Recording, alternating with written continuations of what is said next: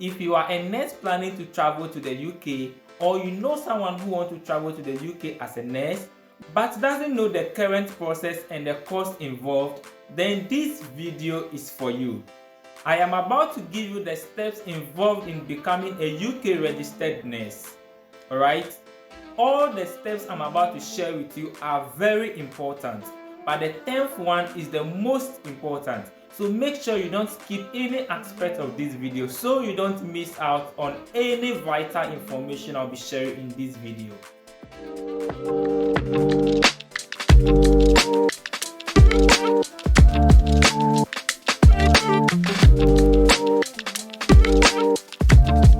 If you are new here on the channel, my name is Bright Seram Agbenyo. I talk about personal finance, personal development and entrepreneurship, and I have now added migration and some aspects of nursing to it so that I'll be able to help my friends, my colleagues, my juniors and any other person who might want to grab any travel opportunities that come their way. If these topics interest you, then like this video and share to your friends so that this can motivate me to keep sharing with you any vital information that I come across that might help your financial wealth and your travel as well. I have grouped this process into 10 steps.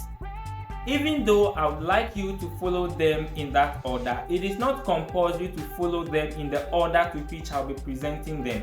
You can actually do some of these steps concurrently or follow the order in which they come. The figures I'll be quoting in this video are specific to Ghanaian applicants and they are subject to change. I am quoting them just to give you an idea so that you can make an estimate on how much you are likely to spend on the process. So make sure you check out from time to time to know what the present or the current updates are. Step 1 of the process is English proficiency. One of the major requirements to register with the Nursing and Midwifery Council, that is NMC of UK, is your ability to communicate in English, and you need to provide an evidence for this ability. Two types of evidences are accepted for people who are from countries that are not considered a major English-speaking country by the NMC of UK. These evidences are the English proficiency test, either the IELTS or the OET, or an employer's reference. The IELTS stands for International English Language Testing System. This test is in 4 parts. We have the listening, we have the reading, we have the speaking, and we have the writing aspects.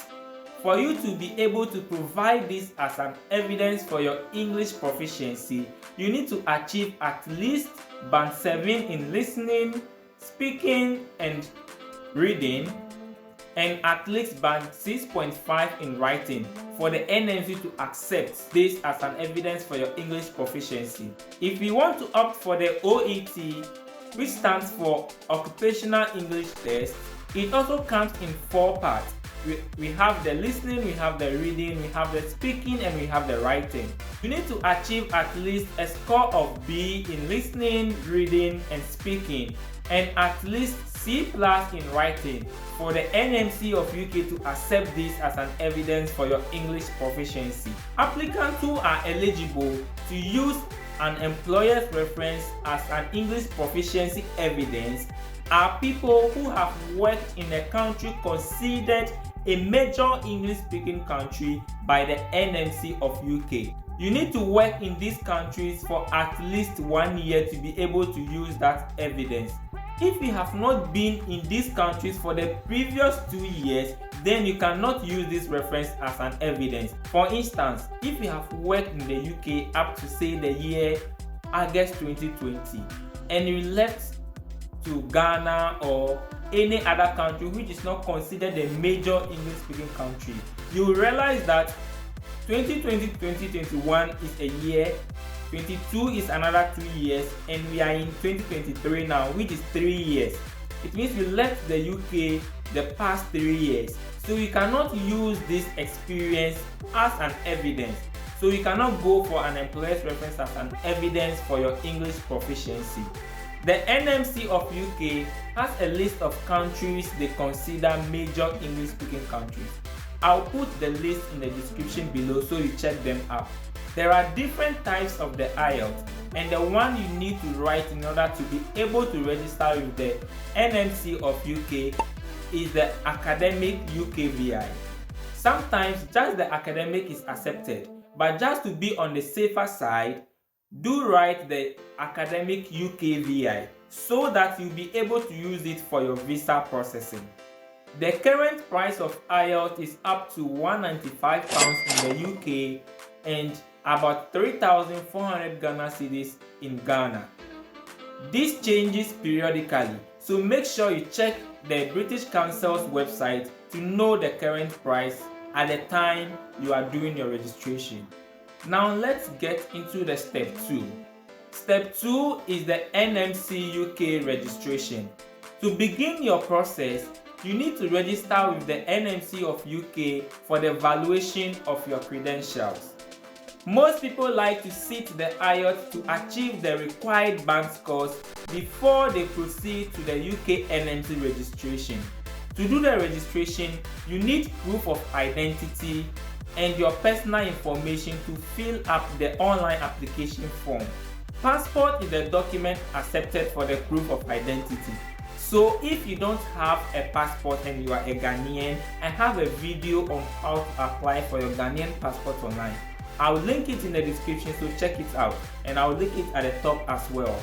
If you have by any means changed your name, that is through marriage or any other means, then you need to provide an evidence for this change of name. So if you have married, for that reason you have changed your name, you need to provide your marriage certificate. If it is not by marriage or any other means, then you need to provide a declaration such as affidavit or a gazette to prove the change of name.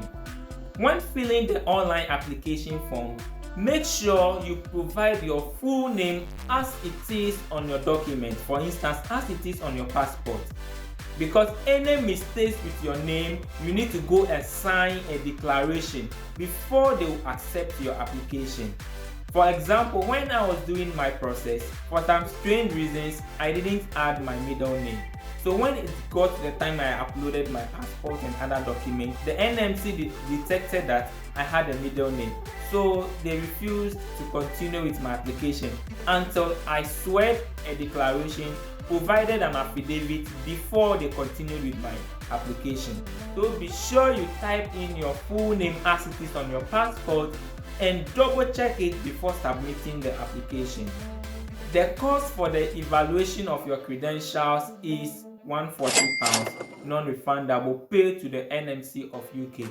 Step 3. Clearance and foreign verification. If you have attended a nursing training college and received government allowance, then you will need to go to the Ministry of Health for a clearance. You would have to pay 300 cedis for the clearance form, fill it, sign, send to your nursing training college for the principal to sign as well. Then you send this form back to the MOH for them to endorse and clear you. After they have cleared you, they will forward this document to the NMC of Ghana and notify you. After receiving this notification, you will have to go to the NMC of Ghana for your foreign verification at a fee of 550 Ghana cedis. For those who did not attend a nursing training college or did not receive any form of government allowance, you don't need to go through the Ministry of Health. You can just go straight to the NMC of Ghana for your foreign verification. At the NMC of Ghana, you also need to be cleared by the GRNMA. So if you have taken any form of loan from them, endeavor to settle it before you get there, because they will fish you out. The foreign verification process takes at least 4 weeks to complete. Upon completion of this verification, all your details will be sent to the NMC of UK. This is why you need to make the registration with them first, pay the £140 before you proceed to the NMC of Ghana for the verification. Mind you, if you don't do this registration and if you haven't paid the £140 to the NMC of UK, the NMC of Ghana, or the nursing board of your country if you are not a Ghanaian will not verify you. Step 4 is the invitation to the test of competence, which is the CBT and OSCE.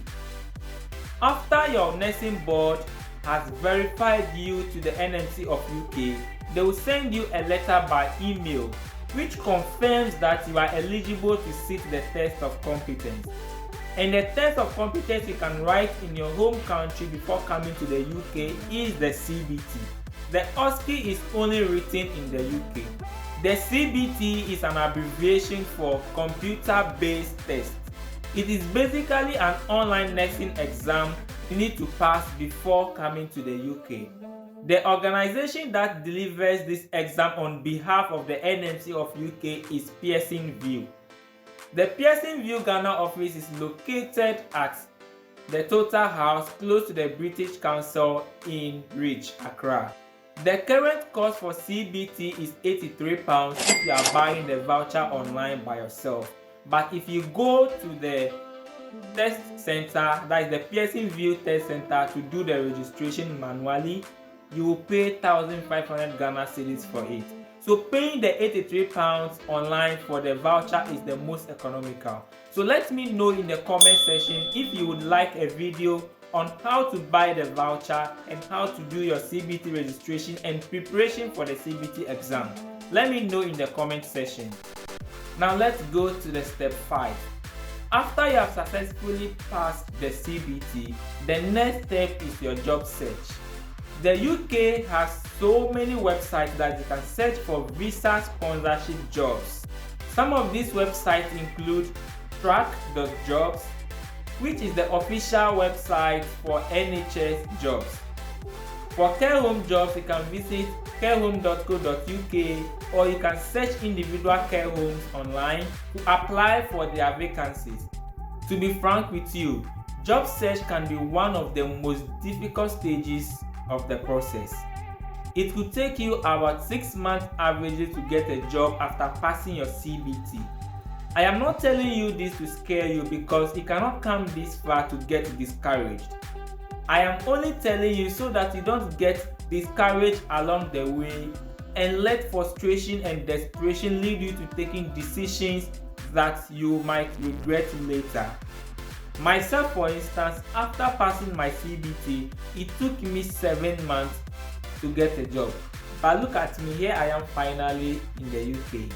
Make sure you get a good CV and prepare very well for interview so that once you get one interview opportunity, you are going to ace it, alright, with flying colors, so that you don't go back searching for a job again because you have simply failed an interview.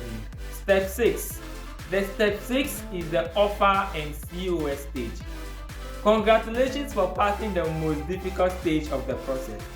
Once you have gotten to this stage, it means you have passed an interview and waiting for your employer to give you an offer letter or an appointment letter and your certificate of sponsorship, which we most times call the COS. The offer letter, as we know, is the document that states that you have been given a job with a particular employer. And the certificate of sponsorship is the document that confirms that this employer is going to sponsor you to travel to the UK to work for them. These documents are important for the processing of your visa as well. Mind you, until you have received your COS, don't stop searching for jobs and don't stop attending interviews. Once you have received your COS, then you are very much sure that you are one step into the UK. Step 7 is the police clearance and TB test stage. Once you have passed an interview, received an offer and a COS, then you have to start preparing your document for visa application. And some of the documents you need for your visa application include a police clearance and a TB test. The police clearance is currently applied for at the Nima Police Station, Accra, Ghana, at a cost of 115 Ghana cedis. Make sure you check out for the current price at the time of your registration. And the TB test is also applied for at the IOM office, that is International Organization of Migration office, which is located around airport residential area. The cost as of now is 1,200 Ghana cedis. Also make sure you check for the current price at the time of your registration. All these two documents have a 6-month expiry, so make sure you have a job at hand before you apply for them. Step 8 is the visa application and travel preparation.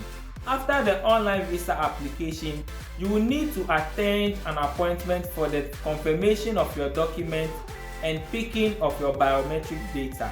This is done at the Movenpick Ambassador Hotel in Accra, very close to the British Council. The visa processing office works from 8 a.m. in the morning to 2 p.m. in the afternoon. So if you book an appointment for confirmation and picking of your biometric data outside of this time frame, you will pay for an extra charge, which is called prime time service. This is mostly 1,300 and something Ghana cedis, so put into consideration and make preparations for that. After attending your biometric appointment, it takes about 8 days averagely to get your skilled worker visa approved. When your visa is approved, an email will be sent to you for collection, or you can also order them to deliver to you. Now, step 9. Step 9 is arrival in the UK and final registration. Upon arrival in the UK, you will need to pay another £153 to the NMC of UK for your final registration. The first £140 you paid was for the valuation of your documents. This £153 is for the actual registration to enter the register. Make sure you make this payment before you complete your OSCE. The costs incurred during this process are most times refunded by the employers. If you are lucky to find such an employer, good for you. But most employers also do not refund this money. So now let's move to the step 10, which is the final and the most important step in the process, and you don't want to miss it. I know you are very eager now to know what this step is about. I am pretty much sure that you have gained so much value for this video. You have gained so much knowledge and clarity on the UK procedure. So my step 10 is to kindly ask you to subscribe to the channel and share this video with your friends, so that we can get more people to motivate me to do more videos for you. There are so much information I am researching on to share with you to help your financial well-being and also help your stay in the UK.